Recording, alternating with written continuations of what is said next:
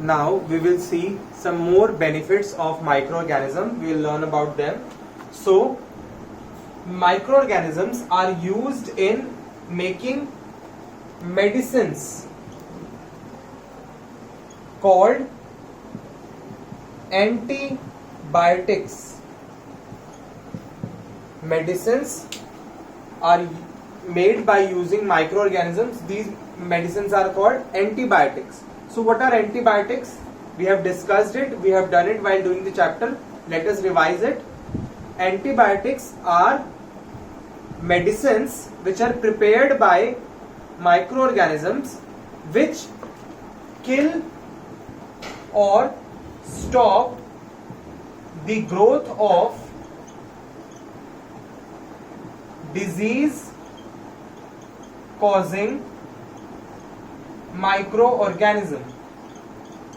I repeat, antibiotics are the medicines which are prepared by microorganisms which kill or stop, means they kill or stop the growth of disease causing microorganism, means one microorganism is killing that microorganism which is causing the disease, and that microorganism which is killing the other do not harm the person.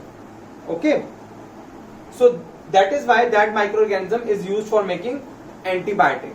Okay, so antibiotics are the medicines made by microorganisms to kill or stop the growth of disease causing microorganisms. So antibiotics should be taken in a proper course, as we have already learned.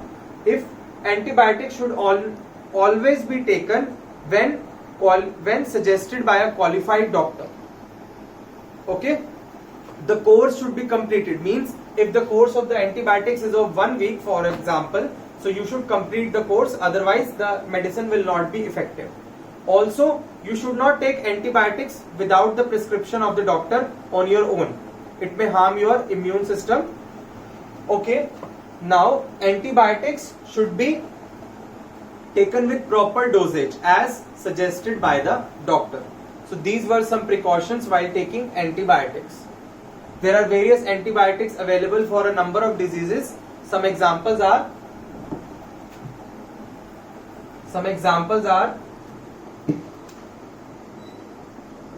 streptomycin,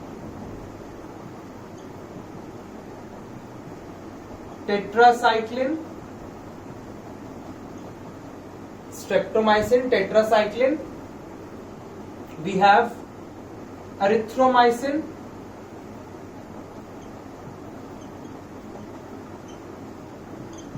okay, these are some very famous commonly available antibiotics: streptomycin, tetracycline and erythromycin. Okay, so microbes are also used in the production of vaccines. Now what are vaccines? These are injections of dead or weak microbes that causes diseases in human beings. Vaccines are injections of dead or weak microbes which cause disease in human beings. For example, human beings and other animals also. There are vaccines for animals also. So what is this vaccine? In our body we have immune system which help us to fight against various diseases. So when a particular disease causing microbe enters our body raises antibodies which fight with that microbe and help us to prevent that disease.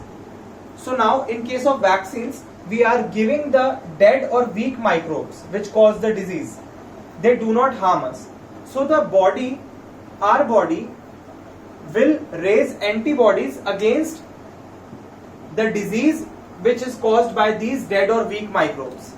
So in the future, if the microbe which causes a disease enters our body naturally, then already antibodies are present in our body which will help us to prevent that disease, and that disease will not affect us will not be there in the body. Okay, so there are vaccines available for a number of diseases. We have DPT vaccine, we have vaccine for polio, we have vaccine for diphtheria. Okay, there are various diseases for which vaccines are there for plants, animals and human beings. Okay, there are some microorganisms which increases the soil fertility. Increases the soil fertility means they enrich the soil with nutrients. So there is a bacteria called Rhizobium bacteria. There is a bacteria called Rhizobium bacteria which is present in the root nodules of leguminous plants. What are leguminous plants? You all know. Leguminous plants are the plants which produce pulses or beans. So they are called leguminous plants. So Rhizobium bacteria is present in their roots. So what this bacteria do? It fixes the atmospheric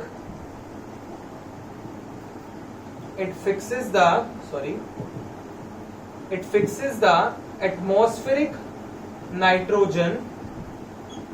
It fixes the atmospheric nitrogen in the soil.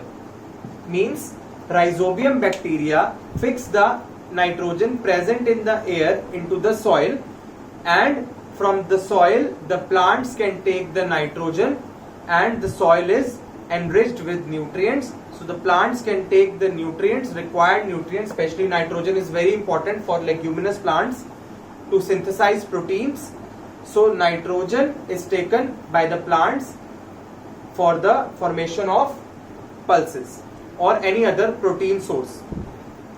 So basically Rhizobium bacteria is increasing the soil fertility. Now this bacteria is called the bacteria which fix the atmospheric nitrogen into the soil are called biological nitrogen fixers, because it is fixing the nitrogen in the soil. So Rhizobium bacteria is known as biological nitrogen fixer. Okay, microorganisms also help us in cleaning the environment. So how they are doing that? Microorganisms decompose.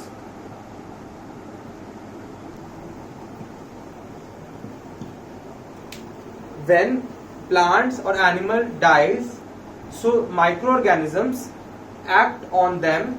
They release their digestive juices and convert those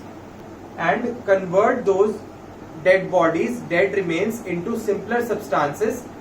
So this process is called decomposition. So they are cleaning up the environment, and by decomposing they release those nutrients of the dead bodies into the soil.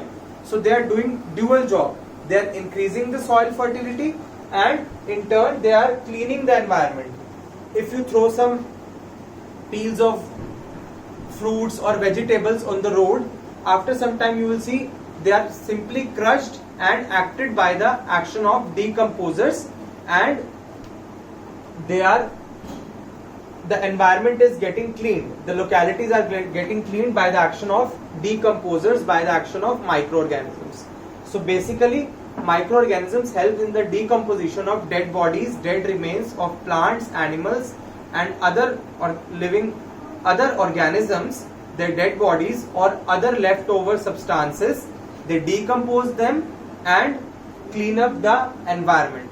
So microorganisms are helping us in various ways, therefore they are friendly microorganisms. Now one fact for the day: the first vaccines, we know that the vaccines are there for various diseases. The first vaccine was for the disease smallpox. The first vaccine was for the disease smallpox. It was invented by Edward Jenner. The first vaccine was for the disease smallpox. It was discovered by Edward Jenner. Okay, so microorganisms are helping us in various ways. So revise your notes, read them twice, and I hope you understood the chapter. Thank you.